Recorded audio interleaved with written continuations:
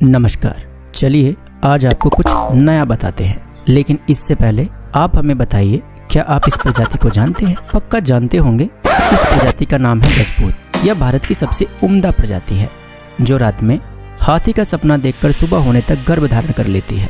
फिर भी यह प्रजाति कभी स्वयं का मूल्यांकन नहीं करती, अपने आप को वैज्ञानिक सिद्धांतों पर जांचने परखने का प्रयास नहीं करती, लेकिन हिंदुओं से जुड़े ऐतिहासिक कथानकों पर खूब वैज्ञानिक समीक्षा करती है। इस प्रजाति का जब कभी हिंदुओं से आमना सामना होता है तो यह प्रजाति हिंदुओं से रामायण महाभारत काल में हुए युद्धों का प्रमाण मांगने बैठ जाती है। इनका प्राय यही सवाल होता है कि अगर रामायण महाभारत काल में युद्ध हुए हैं तो उन युद्धों में प्रयोग में आने वाले दिव्य अस्त्र शस्त्र कहाँ चले गए? किसी भी पुरातात्विक खुदाई या पुरातात्विक शोध में आज तक इन हथियारों का पता क्यों नहीं चला? तो आज हम लोग इनकी इसी बात की समीक्षा करेंगे कि क्या वास्तव में रामायण महाभारत में जिन दिव्यास्त्रों का उल्लेख आया है उनका कोई पुरातात्विक प्रमाण नहीं मिला। अगर बात करें पुरातात्विक अनुसंधानों की, तो आधुनिक काल में पुरातत्वविदों को महाभारत और रामायण के स्थलों से अनेकों प्राचीन शस्त्र और अस्त्र मिल रहे हैं। हाल ही में सिनौली से शस्त्रों सहित रथ भी मिल चुका है।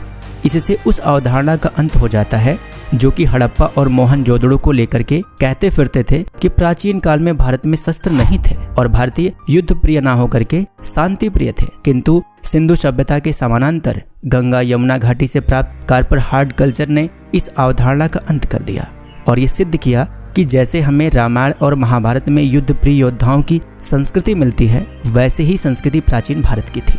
भारतीय भूभाग से अनेकों शस्त्र मिले हैं। उन्हीं में से कुछ अजीबोगरीब शस्त्र और अस्त्र आज की इस वीडियो में हम आपको दिखाने वाले हैं, जो कि इन्हीं गंगा यमुना दोआब से मिले थे। यह एक प्राचीन भाले का अग्रभाग है। इसके अंतिम सिरे को जब ध्यान से देखा गया तब इसमें नीचे सींग युक्त मानव की आकृति दिखाई दी। पुराविद L.M. वेल ने और A.K. शुक्ला ने वैदिक संदर्भों के आधार पर इसे पशुपति से जोड़ा है। यह तलवार किसी का हत्था है जिसका ऊपरी हिस्सा एक बकरे अज की आकृति जैसा है।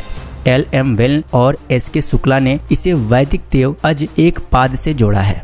इसके अलावा अज को अग्नि की सवारी और अग्निदेव से जोड़ा जाता है। यह आकृति इस तलवार को खतरनाक रूप और डरावना रूप प्रदान करती है। अवश्य ही उस काल में शस्त्रों को विभिन्न दैवी शक्तियों से जोड़ करके देखा जाता होगा।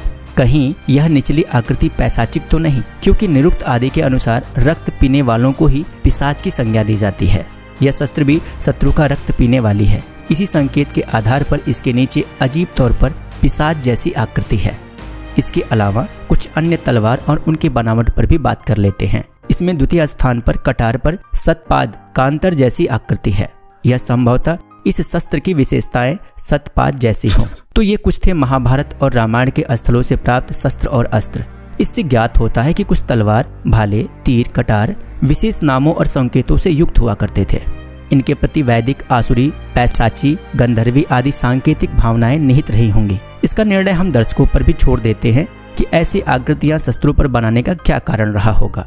लेकिन इतना तो तय है कि इस तरह के जो अस्त्र और शस्त्र भारतीय परंपरा और संस्कृति में आज भूगर्भ का सीना चीर कर निकल रहे हैं, ये अपने आप में एक कहानी कहते हैं, जो यह बताते हैं कि भारतीय संस्कृति और भारतीय सभ्यता कोई शांति प्रिय और कोई शांति का मार्ग प्रशस्त करने वाली नहीं, बल्कि ये युद्ध और योद्धाओं के कौशल और युद्ध जीवियों की शैली थी।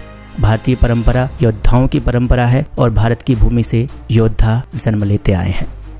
इसी के साथ साथ आज की इस वीडियो में बस इतना ही। अगर हमारा वीडियो आपको पसंद आता है तो लाइक करें, शेयर करें, सब्सक्राइब करें और दर्शकों को जोड़ने में हमारी मदद करें।